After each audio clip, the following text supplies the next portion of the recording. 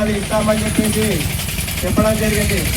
ఈ 12 సంవత్సరాల్లో ఏ ఒక్కటి కూడా నరేంద్ర మోడీ చేయకపోగా ఈరోజు యుద్ధం పేరుతో రష్యా అట్లాగే ఇరాన్ మీద యుద్ధం చేస్తూ ఇక్కడ పెట్రోల్ అవన్నీ కూడా దొరకకుండా మనకి ధరలు పెంచేటువంటి పరిస్థితి రోజు తీసుకొని రావడానికి కారణం నరేంద్ర మోడీ అని చెప్పేసి ఈ సందర్భంగా తెలియజేస్తున్నాం. ఎందుకంటే మనకి రష్యా నుంచి క్రూడ్ ఆయిల్ ధర అంటే బ్యారెల్కి 98 ఇచ్చేటువంటి పరిస్థితి ఉండేది.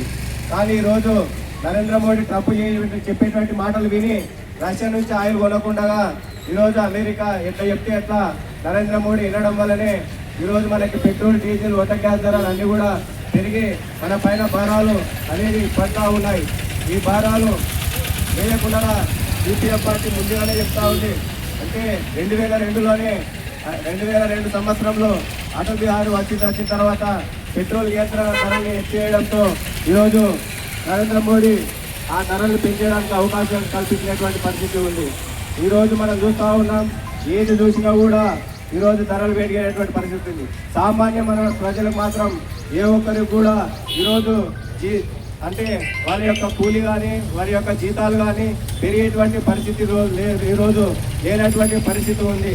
కాబట్టి మన యొక్క బాగుపడకుండా అటు ధరలు ఈరోజు మన రవాణా చేసేటువంటి అంటే ఈ యొక్క రవాణా ఏదైతే ఉందో లారీలకు కానీ దాంట్లో కానీ ఇవి రవాణా చేస్తే తప్ప మనకి నిత్యావసర వస్తువుల ధరలు మన ఇంటికి చేరినటువంటి పరిస్థితి. ఈ రవాణా ఖర్చులు పెరిగితే మనకు కూడా ఇంట్లో అన్ని సరుకుల ధరలు పెరిగి మన యొక్క జీవితాలు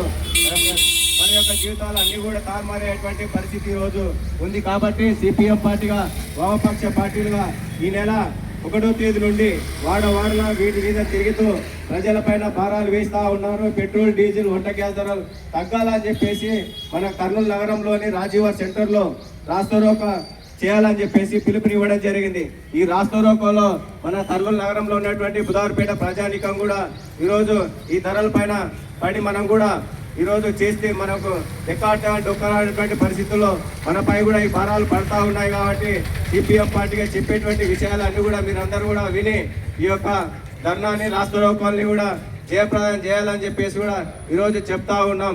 కాబట్టి ఈ అన్నిటి కూడా మన ప్రజలందరూ కూడా దృష్టిలో పెట్టుకొని సిపిఎం పార్టీ చేపట్టినటువంటి రాస్తారోకోని జయప్రదం చేయాలని చెప్పేసి తెలియజేస్తూ నాకు ఈ అవకాశం మీ అందరూ కూడా ధన్యవాదాలు చేస్తా ఉన్నాం.